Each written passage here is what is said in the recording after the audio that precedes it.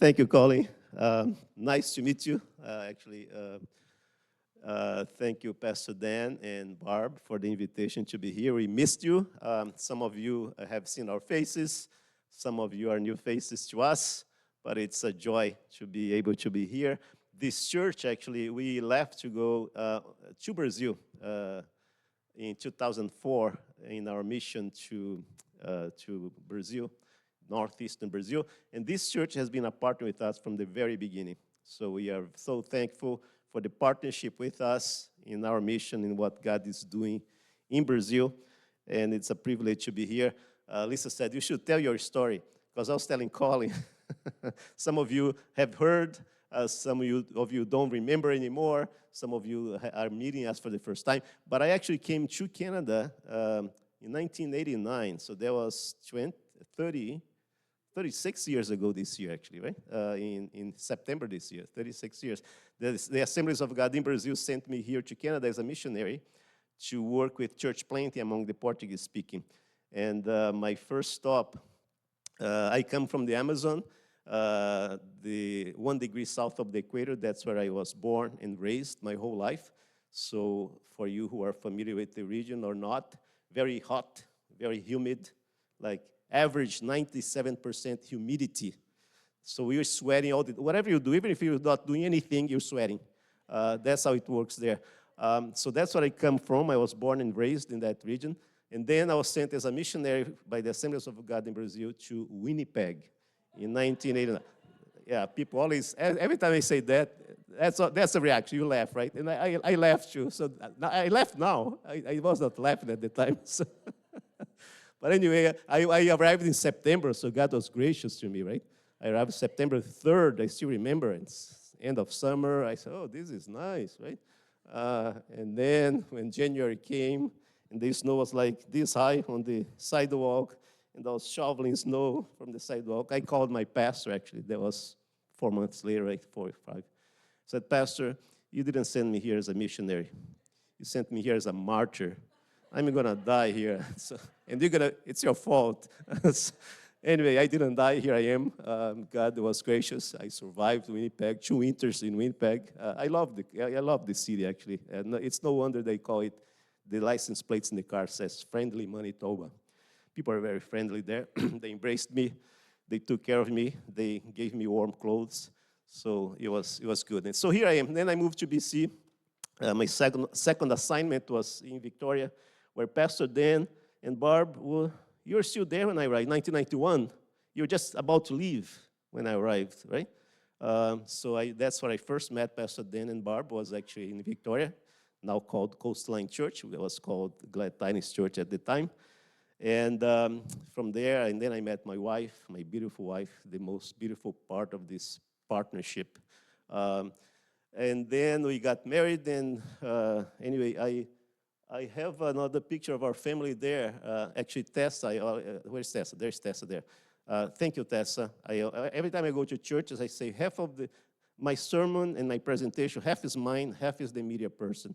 So we three together, which is dangerous, Tessa, because if it's a really bad sermon, you're going to share in the blame, right?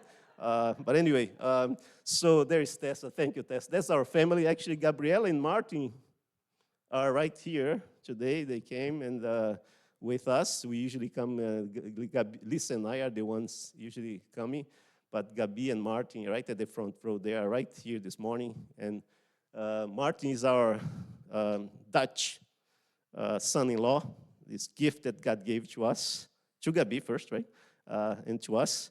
So Gabi was in Europe studying for a few years and met Martin there at the Hillsong Church in Amsterdam, right? And that's how this story of love begins. And then Luke and Danny are there. Luke is now still living in Victoria, and Danny is now at Summit Pacific College doing the Omega program 1 year. That's Colin is very familiar with Summit, right, Colin? So that's where he is now. Danny finished high school last year and is at Summit doing his Omega program. It's a missions, it's a cross-cultural studies 1 year certificate. They're going to Colombia in May. That's the end of the program.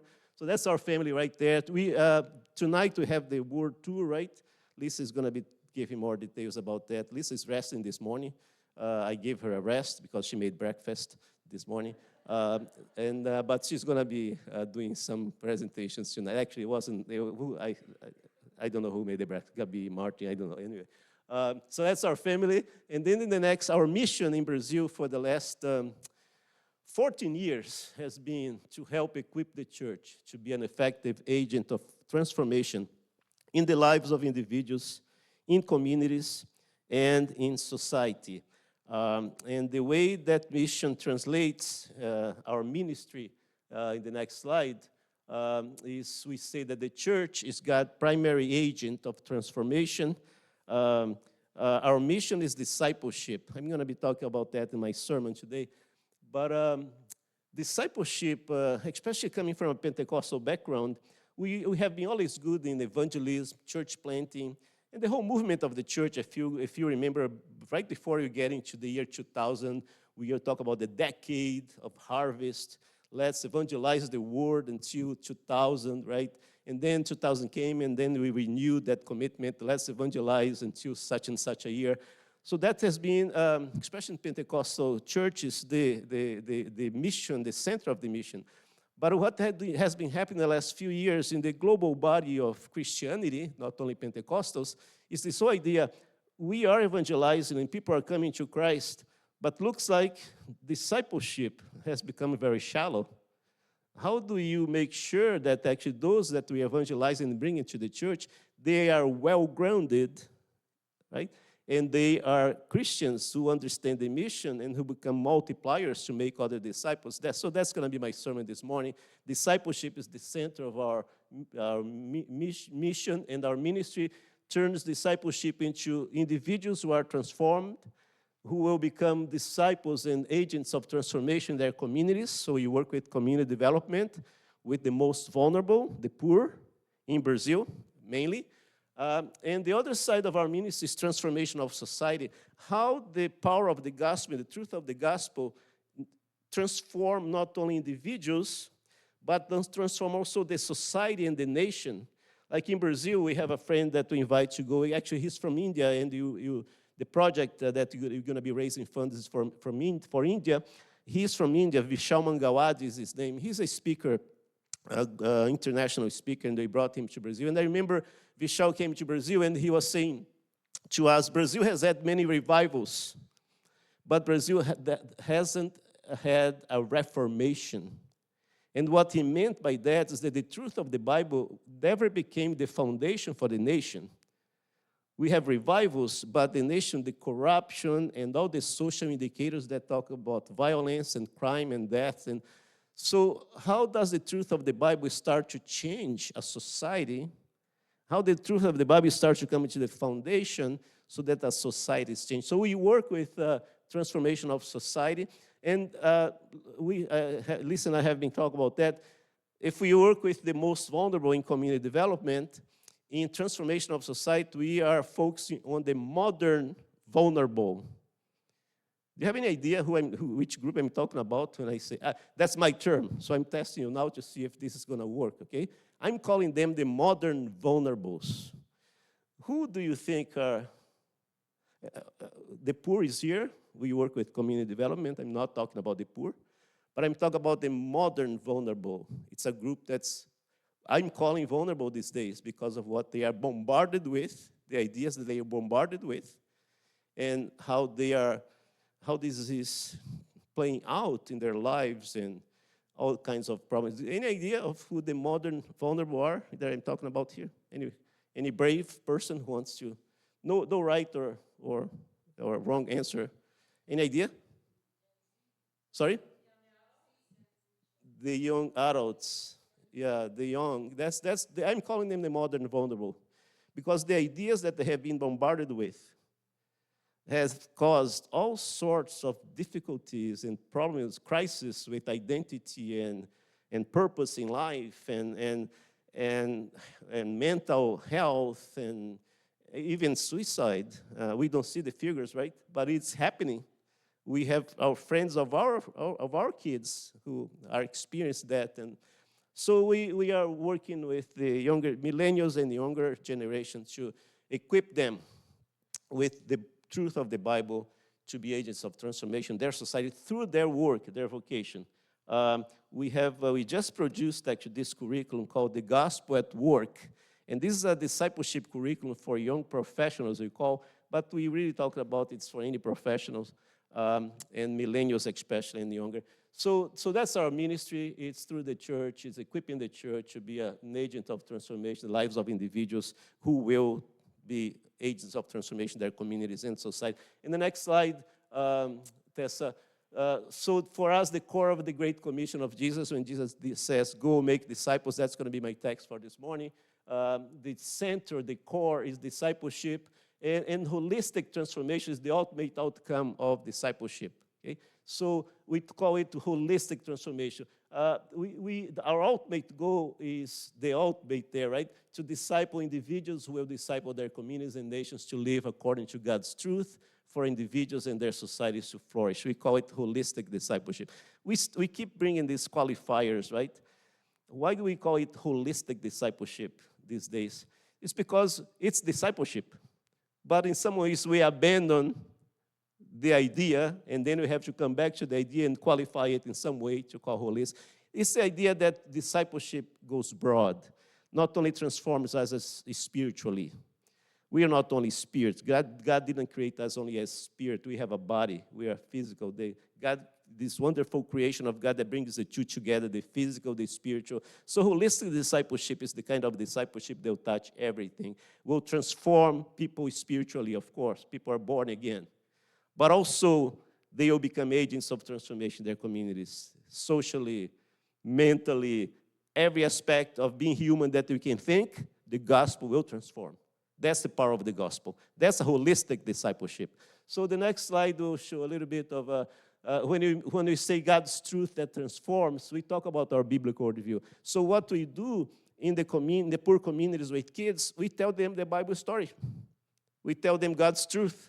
We believe that God's truth transforms. So we tell them, and that's the story of the Bible: creation, fall, redemption, and consummation. Anything you read in the Bible will fall in that line. So that's the story of God in the Bible.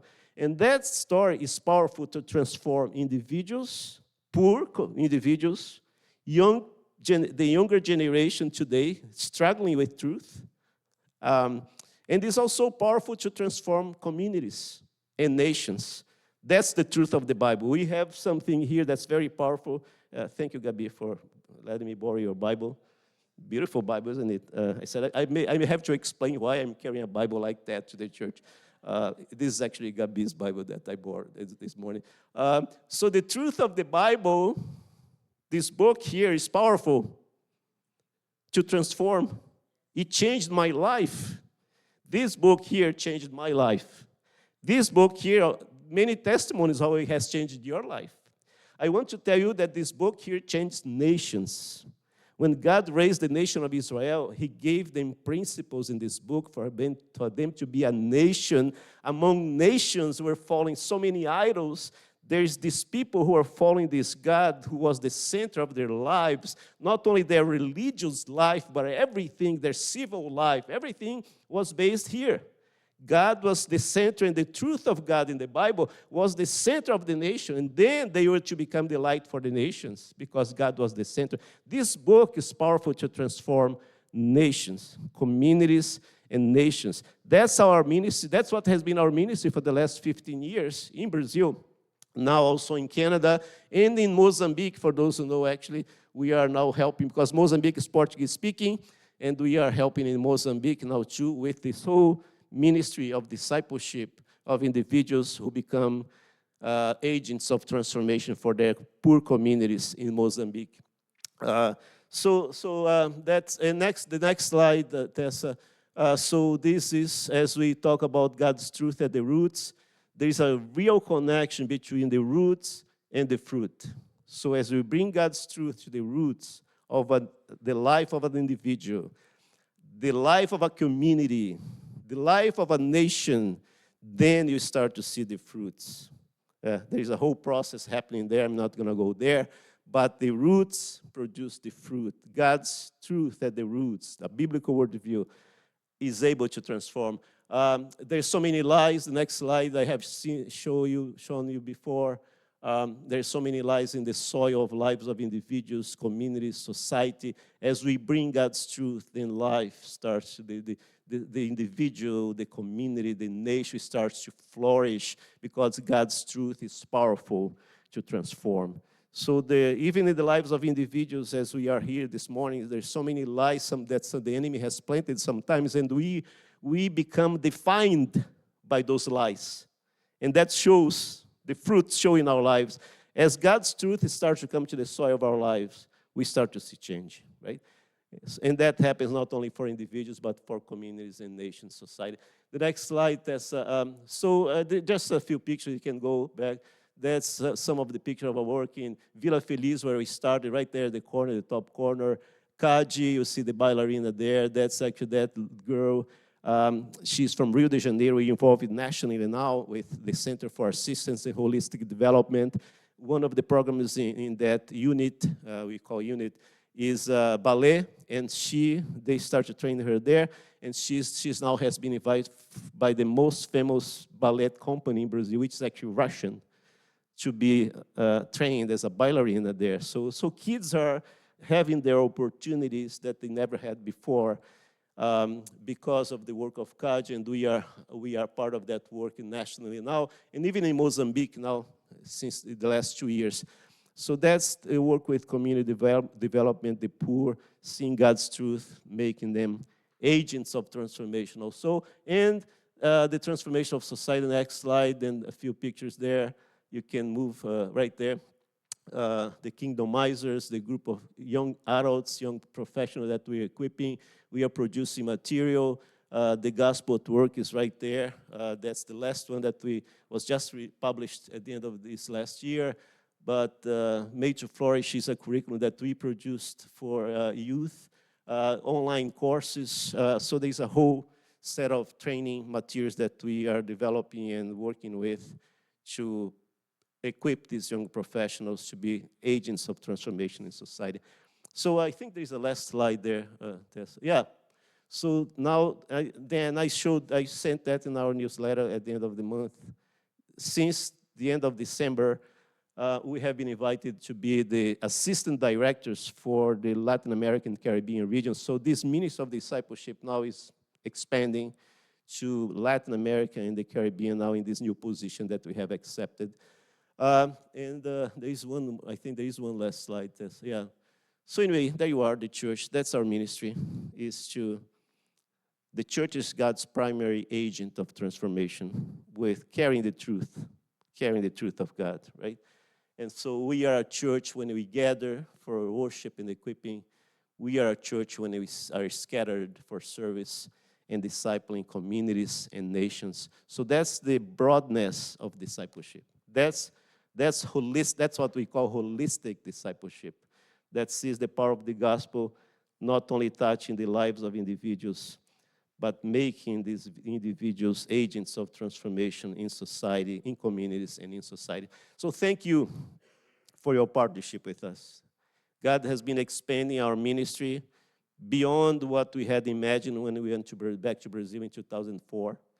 We had no idea that it would go this way, that would become not only national in Brazil, but global, regional in Latin America, Caribbean, global. I just came back from Dubai. I was invited to speak on this whole, what I just told you.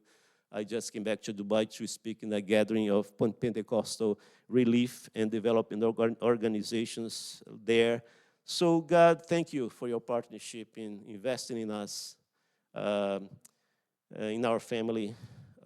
Our kids are testimony of your investment to the three of them. The growth of the family with Martin too.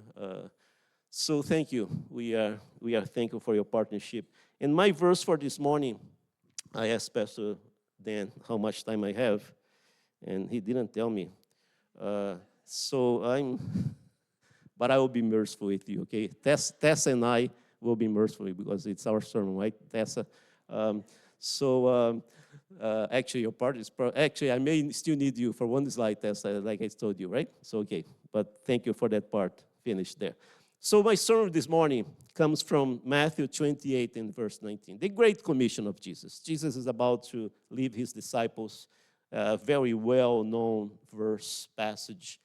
Jesus, they are gathered on the Mount of Olives, and Jesus gives them what the church has called in history the Great Commission of Jesus, Matthew 28:19. First he says, establish the ground. He says, all authority in heaven and on earth is given to me, right? Jesus has all the authority. What he did on the cross, the victory of the cross, there's so much happening there.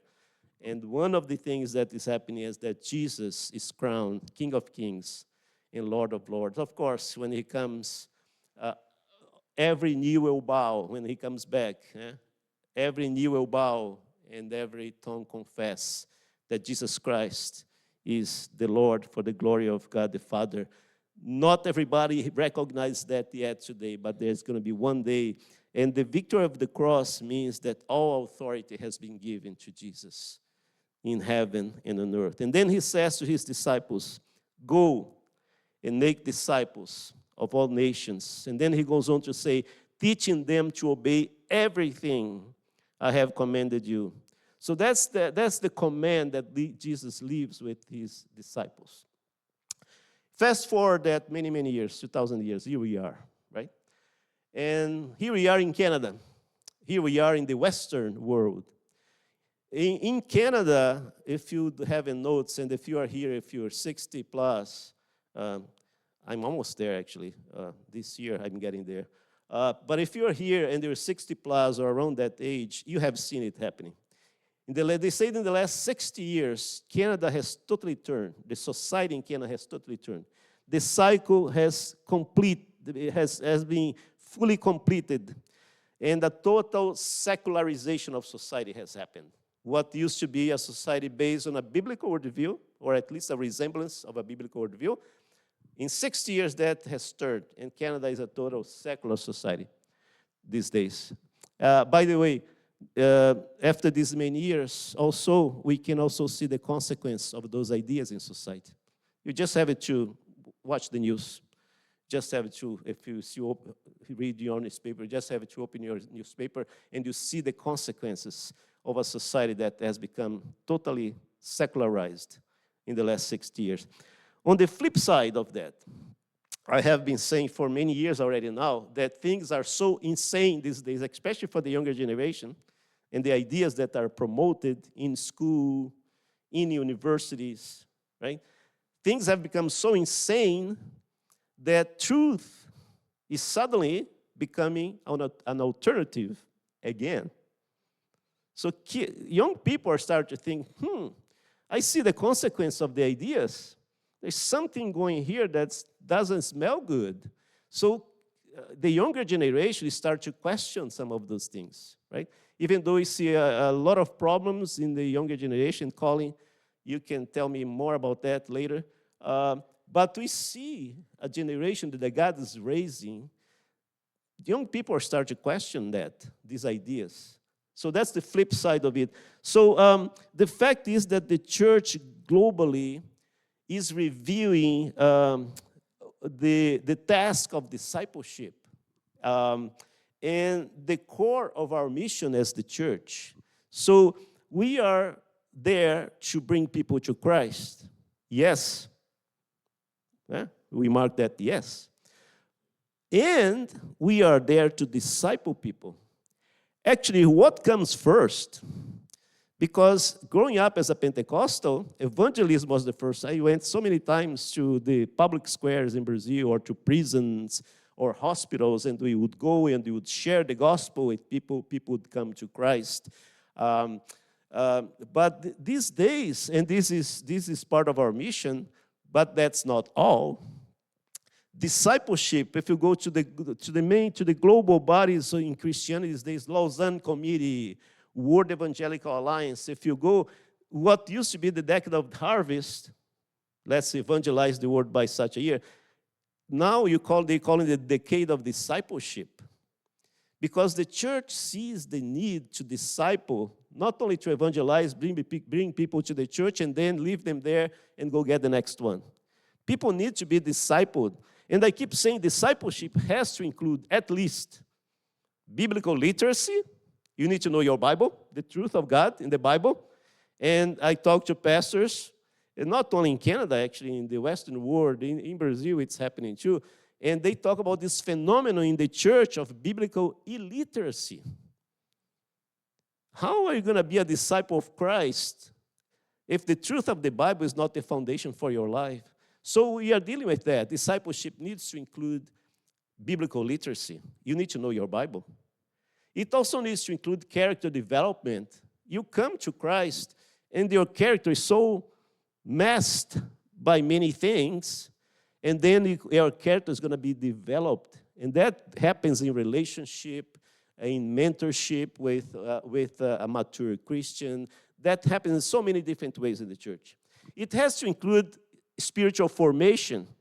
You need to know that prayer is important for your life, that the reading of the scriptures is important for your life, that coming to church is important for your life, right? You need the spiritual disciplines that will develop you spiritually with your spirituality, like you plug your cable on the wall, and that's the source of your energy. You need to be plugged properly to have the Holy Spirit moving, like that vital connection that Jesus talks about.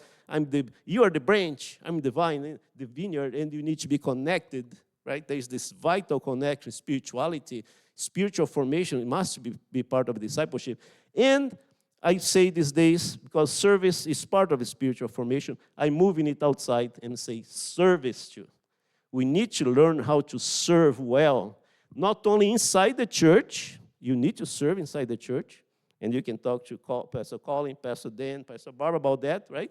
The church is a body where you need to be serving, and outside the church. Remember that I put the picture there? The church gathered, the church scattered.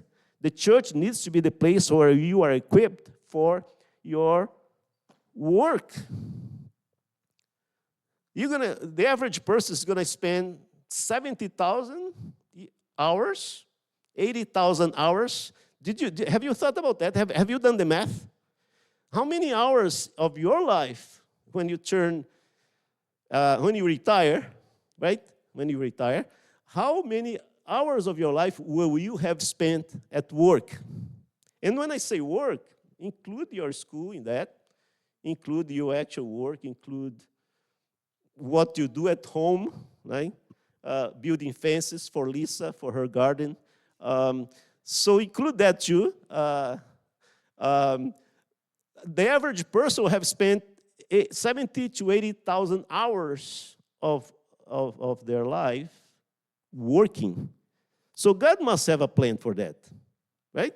So serving, not only inside the church, but outside the church, how to be discipled, to be a good servant outside the church, to be a good worker, to be a good professional for the advancement of God's kingdom in your society, in your nation, through your work. So in this atmosphere of a secular society and the church, looking back at discipleship and what it means for us as the church, looking at what has been our role in allowing society to be secularized. It means, among other things, that we may have failed a little bit in the area of discipleship. Discipleship of our nation or our society, for those ideas to have come, they used to be at the foundation of this nation, and the ideas have come and displaced them. So where in discipleship have we failed? So those questions are being asked, right? So in this atmosphere, we obey Jesus' command when he said, go make disciples.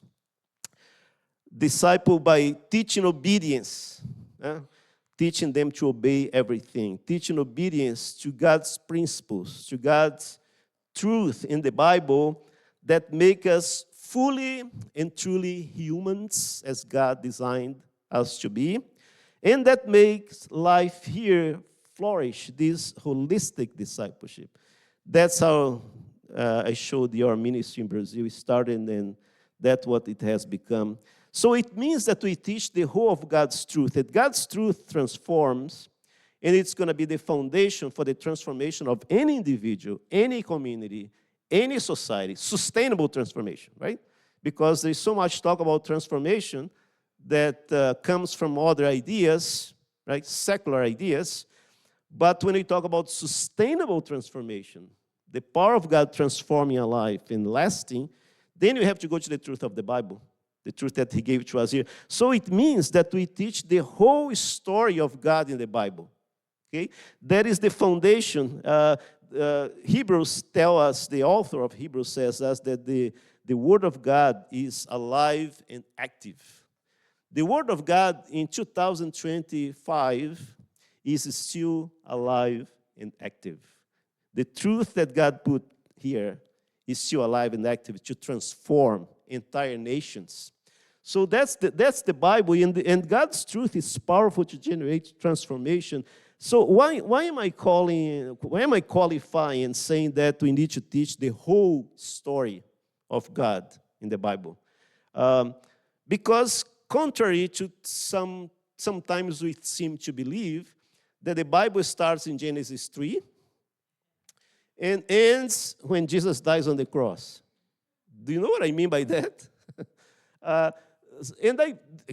Let me tell you this. It is a process of growth, right? I come from that. I come from that. And when we would go to the public squares in Brazil to evangelize, we'd start Genesis 3. You are a sinner. We start with sin, right? We start with the fall in the story of God. And you would go to redemption. Jesus died on the cross for you. And He wants to be your Savior. And this is great.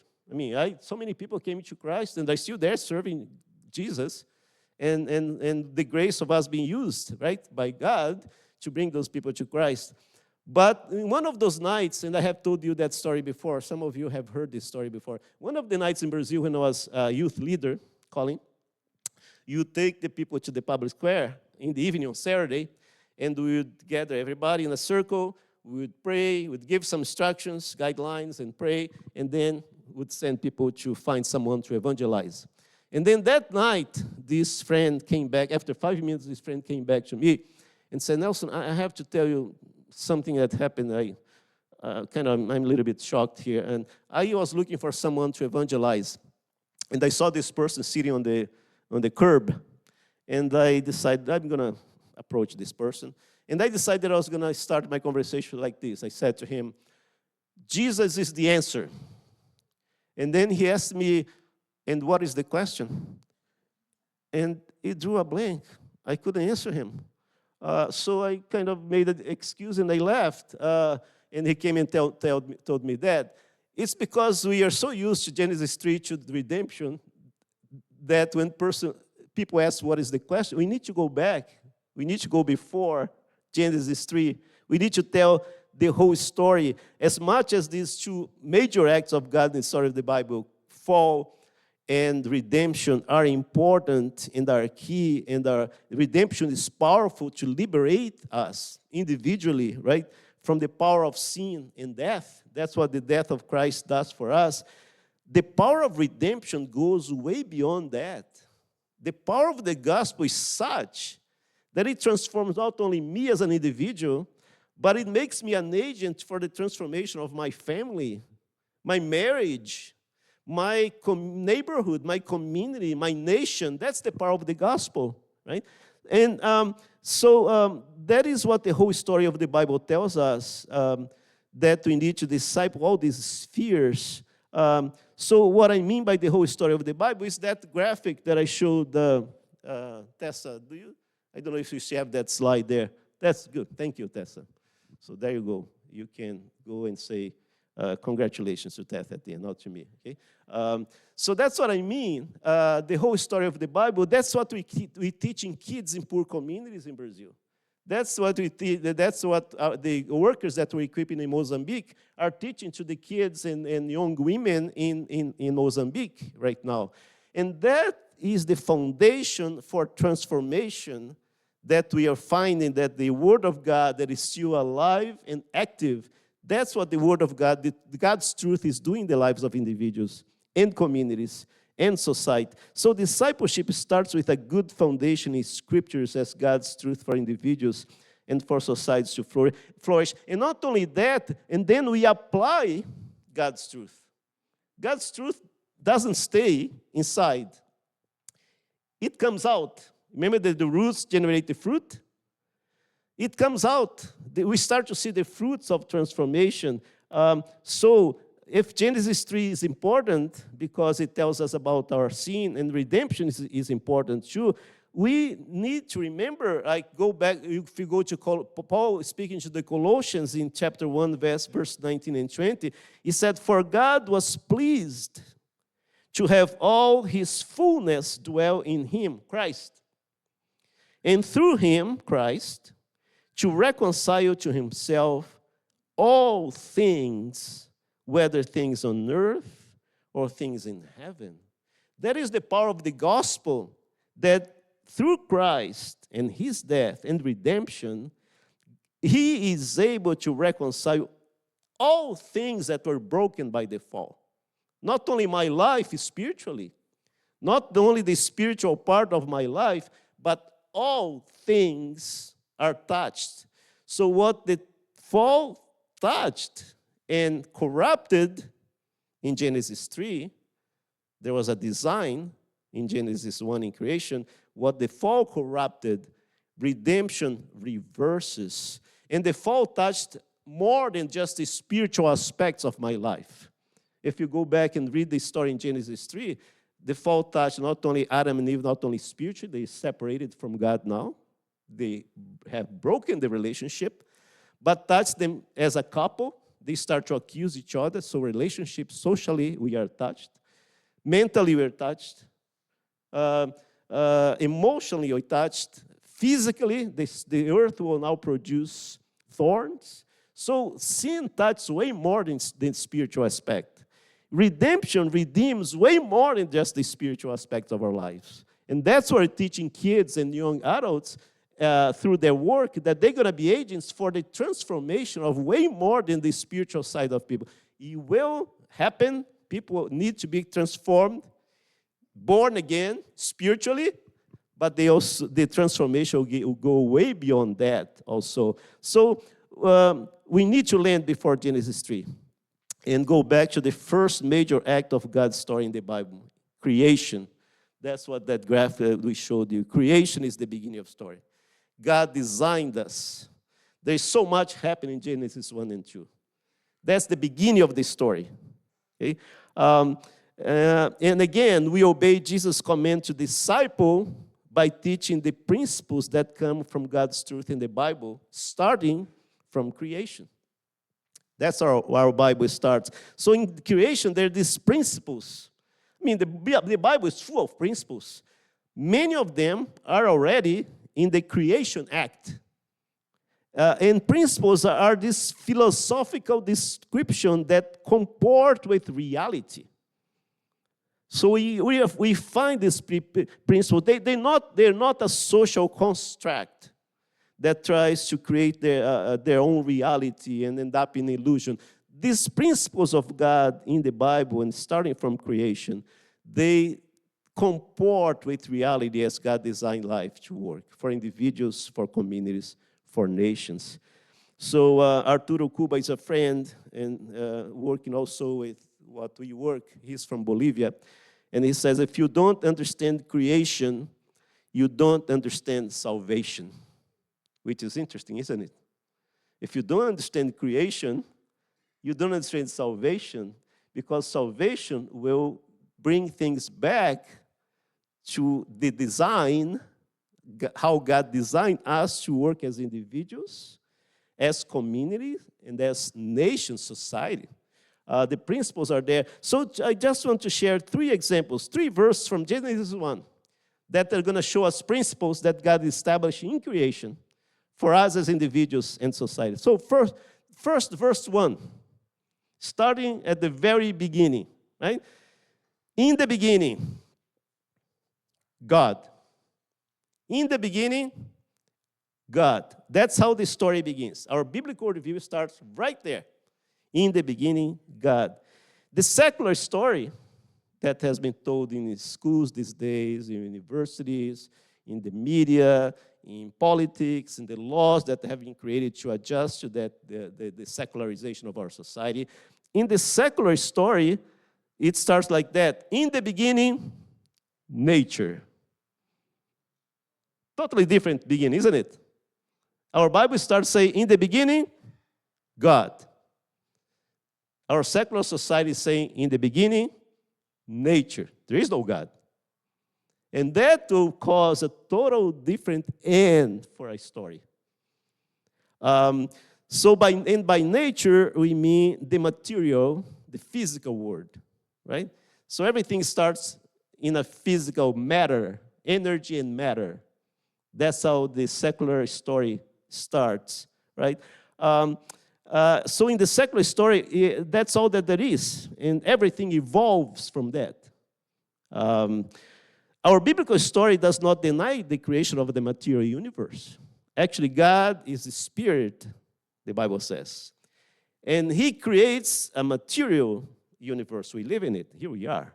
So those two are together, combined together to flourish, right? We have a spiritual aspect of our lives. We have a physical aspect of our lives.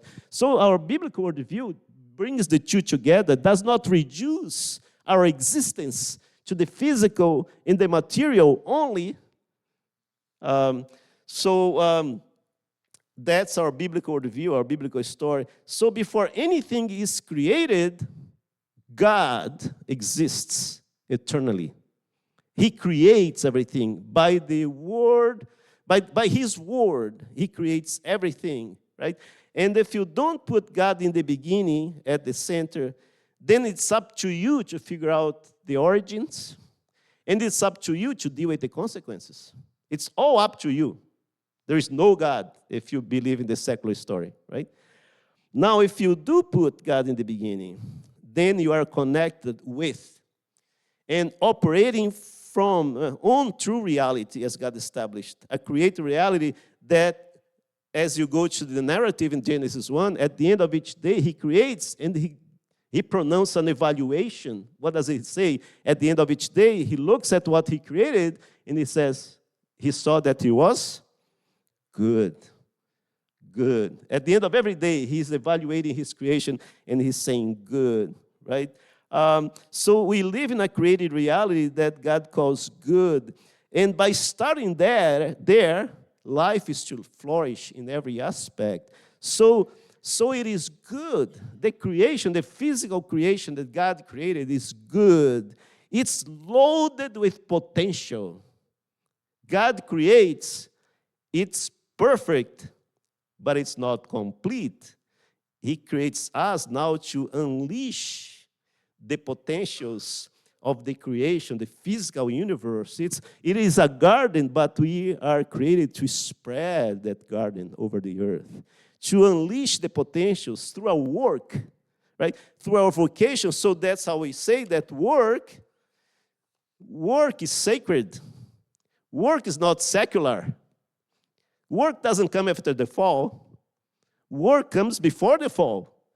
God is working already in creation, those 6 days working, and He creates man and woman to cultivate the land, to work, to spread the garden, to take what God has created and release the potential through each vocation. If you work with agriculture, you're going to release the potential of the land that God created. It's there, but it's going to be released and unleashed because of you as a worker. And then transfer that to all the spheres where you work. Like even if you work with spreadsheets, how can I unleash the potential of God's creation? Filling these spreadsheets, you are bringing order for someone who's going to take your spreadsheet to use to cause some good in the health area of our societies or in the education area of our society. You're releasing potential even by the simple act of doing your work, filling a spreadsheet. So God created this good, right? He says good, and there is all this potential in creation, and He's going to put you there to work, to release this potential. So that's right there in Genesis. That's a principle that comes from Genesis 1, from creation. Just Genesis 1 right now I used, right? Genesis 1:27, another verse, says that God created man and woman in his own image, right? Remember that verse, 1:27? This is the highest possible view of what it means to be human. Because for the secular story, we are just consumers. We are just physical, right? We live to consume, to be able to live, and we die one day, and we become compost for something else to grow because we're going to be buried. That's what we are. We are physical in the secular story. But in the biblical story, in the biblical view, God creates man and woman in his own image. In the image of God, we are created. This is a very high view of what it means to be human. Created in God's image, made like him. And after he created humanity, he declares, if he has said at the end of the other days, it's good, after he creates man and woman, what does he say? Does he say good? He qualifies the good. He says what? Very good. Very good. After he creates us, he says, very good. You and I are not defined by the fall, Genesis 3. You and I are defined not by brokenness that we experience as a result of the fall. We are defined by God in creation. And he says, the Creator himself calls us very good. So redemption is just around the corner. If you're not experiencing that, redemption is just around the corner, waiting for you to be restored to that truth. If your life is experiencing crisis, identity crisis, any other crisis, redemption is just around the corner waiting for you to be restored to that truth. Very good. That's what your Creator thinks of you. Brokenness, Genesis 3, doesn't define you. What defines you is what God says, right there in Genesis 1. So your life has significance and meaning. Without God, as Václav Havel would say, if we remove God from the story, then we cannot talk about meaning, significance, purpose, responsibility. But with God in this story, your life has significance and meaning. You are creating the image of the living God. So when we start to teach this, what do you think this does for a poor kid in the community of Vila Feliz in Brazil when they start to hear, different from the story that they have been told by the government, you are poor, you need help, I will help you, but you remain poor. Even though for the number of the government, you may even leave because now you're making more than $40 a month, right? So the numbers, does that define the line of poverty? And the line of, by the way, that goes way beyond physical, poverty goes way beyond physical aspects, right? But they are there, the government is giving aid, they remain poor. So what do you think this message does when you came to the community of Vila Feliz to teach the whole truth of God? And we start to say to them, you are creating the image of God. There is no ordinary child, as Elizabeth Humans would say, and would say to them, there is no ordinary child. Every child has a history. Every child has significance. Every child was creating God's image. What do you think that teaching, when the kids from an early age started, who came to our soccer projects, to our ballet projects, and we start to say that to them, what do you think God's truth does when a kid in a poor community who saw their parents poor and their grandparents poor and were thinking, I'm going to be poor too. That's my destiny here. I'm broken and that's defining me. What do you think God's truth does when you say you're creating God's image? You are very good. There's no ordinary children in this community because you have significance, you have meaning. God gives you that. What do you think that does to a kid? And then I can tell you many testimonies of what started to happen to these kids. Actually, last year, I want to say one thing that happens to them. Simple. Do you know what happens to them? they start to dream. They start to dream. They start to think, yes, this God who created me in his image, he is able to take me to more than what I'm experiencing here. Last year, actually, they started to go to university. After years, last year we start a community benevolence program to do you know what? We started with one young girl. We are now supporting this young woman studying nutrition at a local university with a full scholarship that will enable her to complete her studies. Many years ago, kids in that community are not even dreaming about going to university. They're going to be picking recycling material as their parents did, as their grandparents did, selling them for a very small price to be able to buy the basics for their lives. Now, they're becoming lawyers, nutritionists, educators, and they are becoming agents of transformation to their own community. Because God's truth is powerful to transform. The whole story of God in the Bible. Even starting from creation, we already start to find the principles of God. So, and then just to end, Genesis 1:28, and I'm going to end with this one verse. Because actually that's the first command that God gives to humanity. After he creates humanity, that's the first command that he gives to humans in the Bible. And so many times we kind of seem to forget those verses. We go to the Great Commission, that command of Jesus, right? But we forget the first command that actually the theologians call the cultural commission, or the culture mandate, or the development mandate. Genesis 1:28. God says, then God blessed them and said, be fruitful and multiply, fill the earth and govern it. Reign over or rule over the fish in the sea, the birds in the sky, and all the animals that scurry along the ground.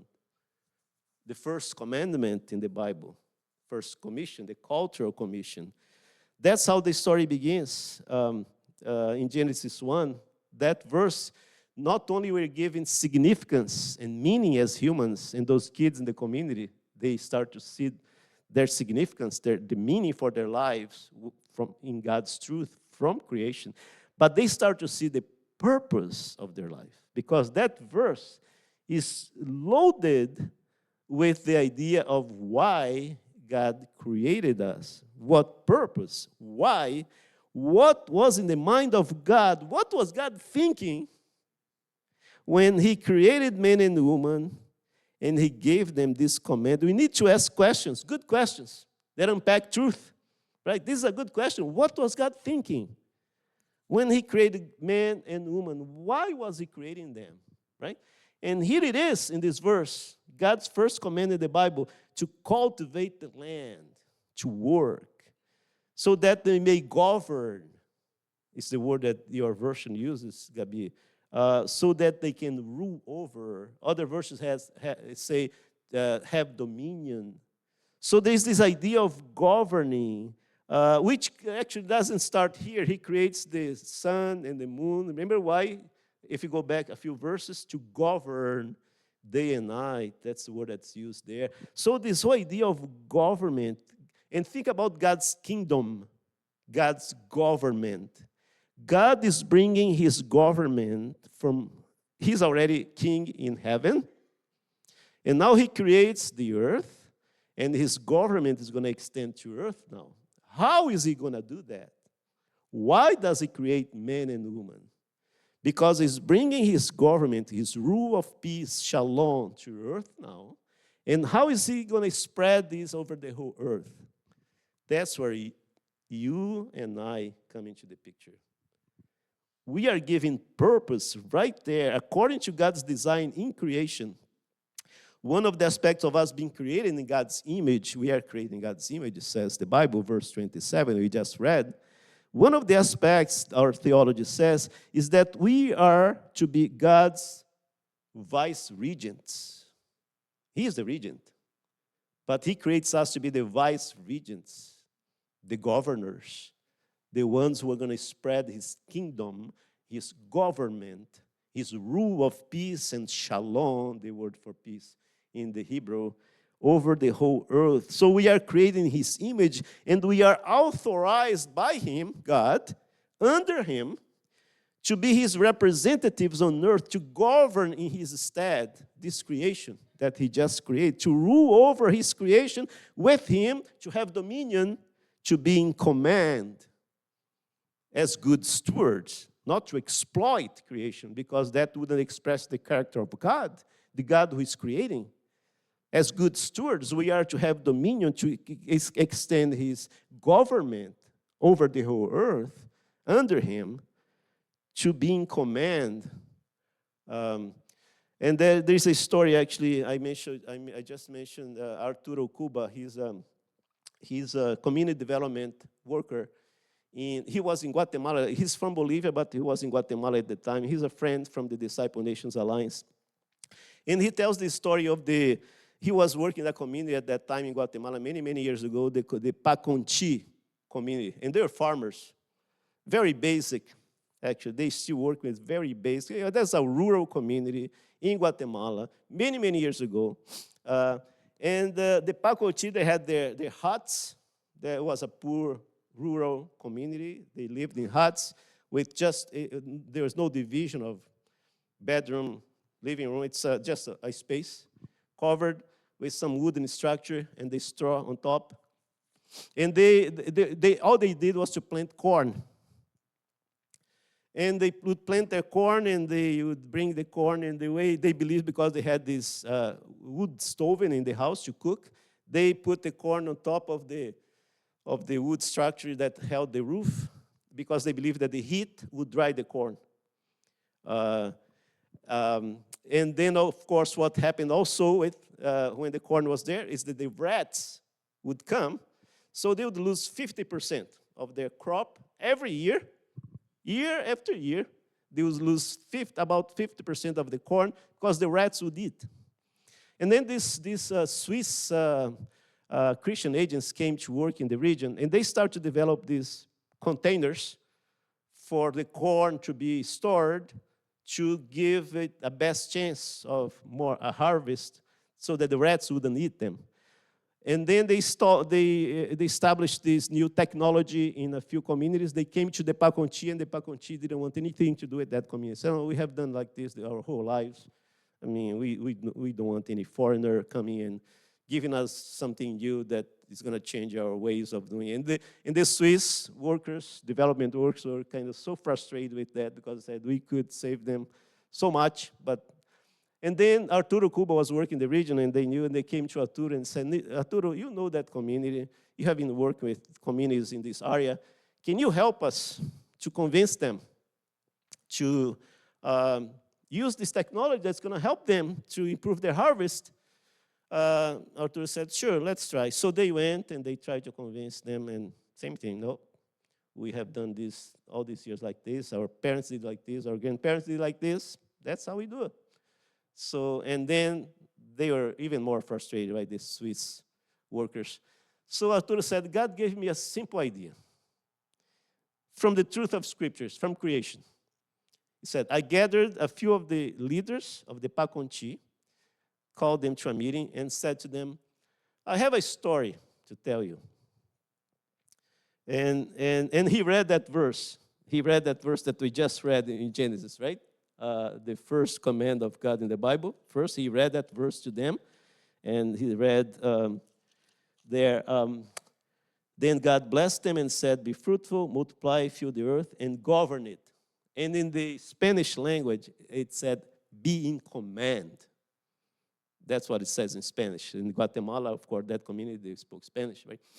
So he said, God created, so be in command. And said, so here's the story, Arturo told them. There is the farmer, the Paconchi farmer, and the rat. Those are the two characters of the story.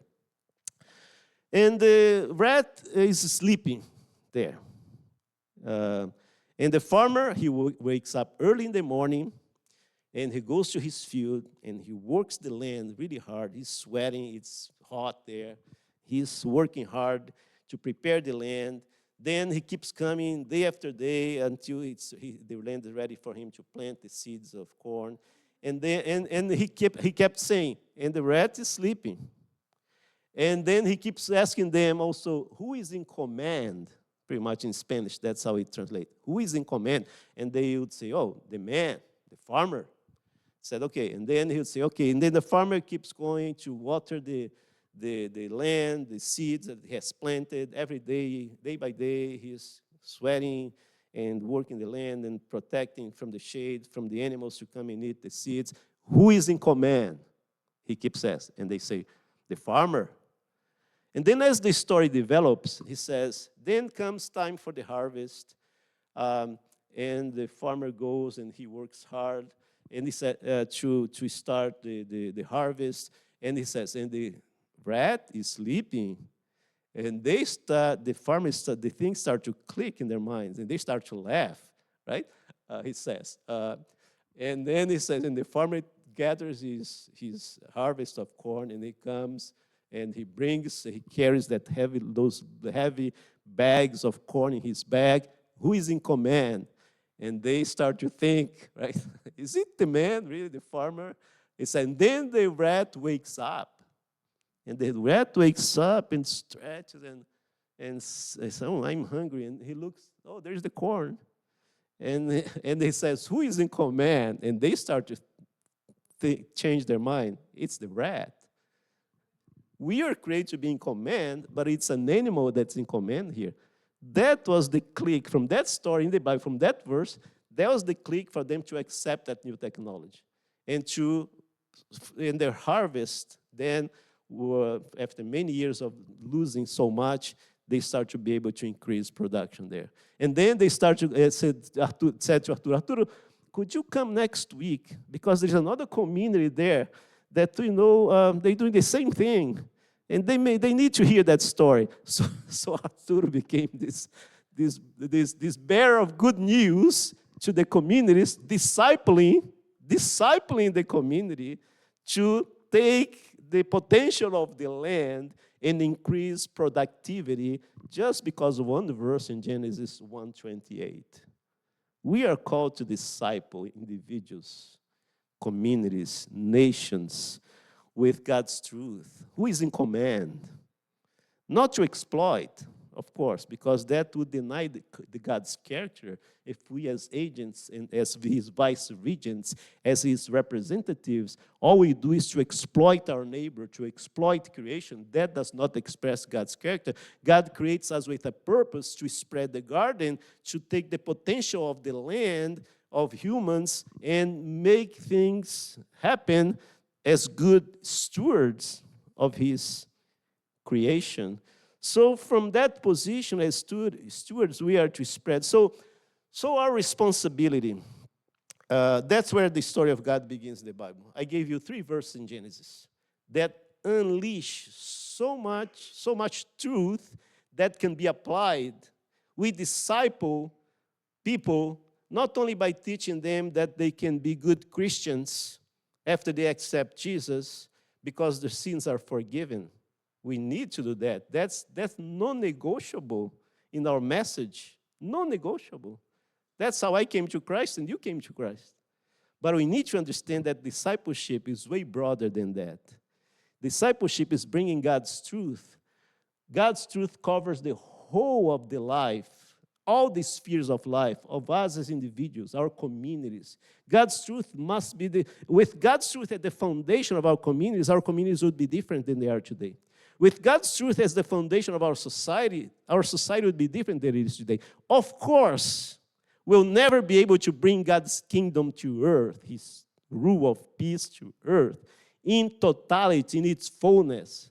That's what liberation theology tried to do many, many years ago. The social gospel tried to do many years ago. We will not be able to. Only Jesus, the King, when he comes back as the King of Kings and Lord of Lords, will establish his kingdom in its fullness. But now we are already called to be agents of transformation, disciplers, used by God to disciple individuals and our communities. Right now, already, God is bringing his kingdom. He's not only going to bring his kingdom when he comes back. He is already doing that right now, even though it's not in its fullness. But already we are, through our work in the church and outside the church, from Monday to Friday, we are to bring God's kingdom, his truth, his goodness, his beauty. If you work with beauty in your work, we are to be agents of his kingdom as we go out of the church from Monday to Friday. So that's discipling. That's holistic discipleship. That's the ministry that God has given us to do. And we are seeing God raising a full generation of younger people, young adults, to understand these ideas of the Bible. The Bible is full of ideas. To understand these ideas and these principles in the Bible and become what God created them to be. Agent with God, work with God as agents of transformation in their communities, in their society. So our responsibility is to make disciples. Jesus says, go make disciples. And this is so much broader than we have made it. And the global church is starting to think that in a deeper way. So upon that foundation of God's truth, we need to disciple people to be humans, to be kingdom agents, to govern well under God, in obedience to God, to his principles. And that will naturally lead to the truth of Christianity and to the salvation of others who are still lost spiritually. That message becomes so natural. Christ comes so natural in that message. I don't have to sweat and say Jesus is the answer. That comes so naturally because we understand the question, we understand the design, and Christ needs to be part of that if that design is going to work. And that's so natural to say to people, look, if life is going to work, there's all this good in creation, good, very good. But if that's going to work, there is fall, Genesis 3. But then there's redemption. So we tell the whole story. And that start to click in their minds, right? So co-agents with God, to govern well, to be in command, to bring more of the kingdom culture, truth, goodness, beauty, every day where God has positioned you, and to disciple others to do the same. So God's declaration has not changed. He hasn't changed his mind. You can be a very good husband. Are you being a very good husband? Am I being a very good husband? Martin, are you being a very good husband? You can be a very good husband. You can be a very good wife. Are you being a very good wife? Very good. That's what God said. That. Are you being a very good parent? Are you being a very good child? You can start to ask these questions. Those are profound questions, right? Are you being a very good friend? Are you being a very good neighbor, a very good citizen, a very good Canadian? Are you being a very good professional worker? Because work is sacred and God put you where you are to unleash the potential of his creation, right? And of other humans around you. So God's declaration, very good. He redeemed us and he said, very good. And now he sends us to disciple individuals who will disciple communities and nations to align with his very good. So that's what our ministry has been. We have seen the power of God's truth being unleashed as the whole story of God is told. And we are thankful for the many partners, including this church and Pastor Dan, Pastor Barbara, of your part. God is expanding this ministry. I'm not looking for expansion, actually, because we are busy with this. This takes time and work and relationship with people, right? God is now calling us to to a whole region of the Latin American Caribbean with these teachings, discipleship, holistic discipleship. And we believe that God has so much to do. It's not about us. It's about him. May God give us the grace, the wisdom, the resources, the partners, because as work expands, budget also expands, and we have to raise that, right, as good missionaries. But God bless you for your partnership with us over all these many years. That's what God has been doing. And the truth of the Bible continues to transform. The Bible is still, the Word of God is still alive and active.